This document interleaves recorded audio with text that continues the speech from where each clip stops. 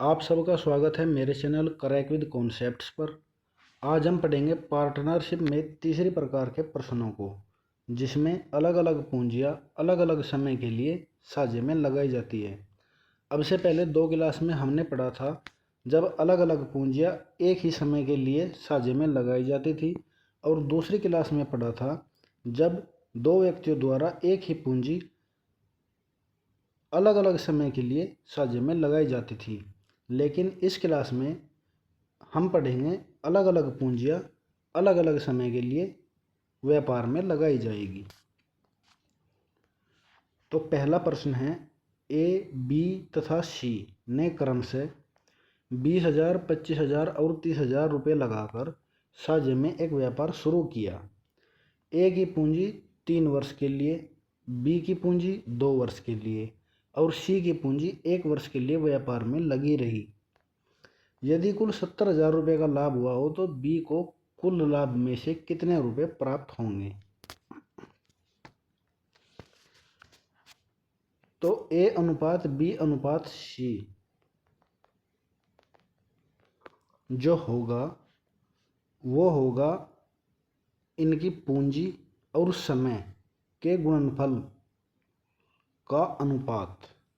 तो ए ने 20,000 रुपये लगाए थे 3 वर्ष के लिए, तो 20,000 की गुणा करेंगे 3 में, तो 20 दिए 60,000 अनुपात। बी ने 25,000 रुपये 2 वर्ष के लिए लगाए थे, तो 25 दूनी 50,000 और सी ने 30,000 रुपये 1 वर्ष के लिए लगाए थे, तो 30,000 की गुणा 1 में करेंगे तो 30,000।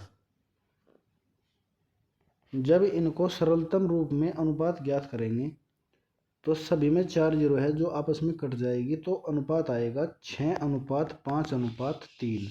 तो ए बी सी का अनुपात 6:5:3 आएगा। तो 6:5:3 इन तीनों का अनुपाती योग होगा 14। हमसे पूछा गया है कि बी का लाभ, तो बी का अनुपात 5 है और कुल लाभ है 70,000, तो 70,000 गुणा 5/14, तो 14 पंजे 70, यानी कि 5,000। 5,000 की गुणा 5 में करेंगे तो आएगा 25,000। तो बी का लाभ 25,000 रुपये होगा। अब देखेंगे दूसरे प्रश्न को। रमन और शौरी ने क्रम से 8 महीने और 6 महीने के लिए 10,000 रुपये और 12,000 रुपये से व्यापार करके कुल 9,500 रुपये का लाभ प्राप्त किया। तो रमन का लाभांश ज्ञात कीजिए।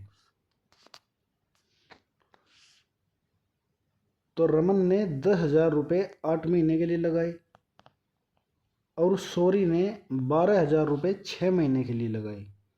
तो 10,000 की गुणा 8 में करेंगे तो 80,000 अनुपात 12,000 की गुणा 6 में करेंगे तो 72,000। इसको 8 से डिवाइड करेंगे। सबसे पहले तो 3 जीरो से 3 जीरो कट गई, फिर 8 से 80 को काटा तो 10 बार कटेगा, 8 दाम 80। उसके बाद अनुपात 8 9 72, तो 10:9। तो ए और बी का अनुपात होगा 10:9। हमसे पूछा गया है कि रमन का लाभांश ज्ञात कीजिए। तो रमन का अनुपात है 10 और दोनों का अनुपाती योग होगा 19। तो 9,500 गुणा 10/19, तो 19 पंजे 95, तो 500 की गुणा 10 में करेंगे तो आएगा 5,000। तो रमन का जो लाभ होगा वो होगा 5,000 रुपये। तो उम्मीद करते हैं आपको ये कॉन्सेप्ट्स अच्छे से क्लियर हुआ होगा। ऐसे ही आसान भाषा में कॉन्सेप्ट्स को समझने के लिए बने रहिए हमारे चैनल क्रैक विद कॉन्सेप्ट्स पर। धन्यवाद।